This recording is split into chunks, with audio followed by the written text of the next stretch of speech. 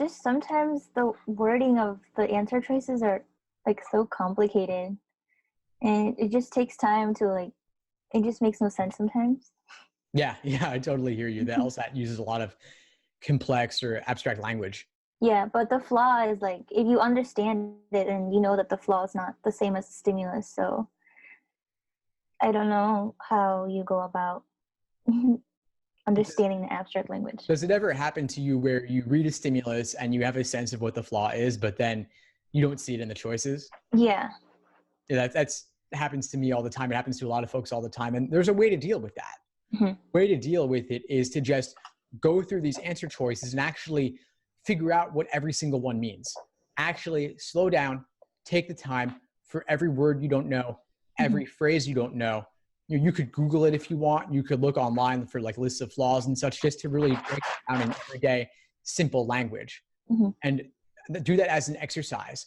Do it Okay. for all 5 answer choices, not even just the correct one or just the one that you may have picked the first time around. Because Mm. words and phrases, they're not things we talk about in everyday life, like antecedent, consequent, subsidiary conclusion, counter Mhm. premise. These are all abstract terms. And Mhm. that if there was one thing I would ever suggest memorizing on the LSAT, it would be Mhm. this sort of thing, just vocabulary. Every time you see a word you don't know, keep a running list and actually look them up. It's too Mhm. easy to just move on and go on to the next thing, but these things, of course, do repeat themselves. Mhm. So what I want you to do is go on my site. I have a categorization of logical reasoning questions by type. And Mhm. specifically, I have a list of flaw questions there. And so you can practice just doing lots of flaw questions and specifically go through all 5 choices and look up those definitions.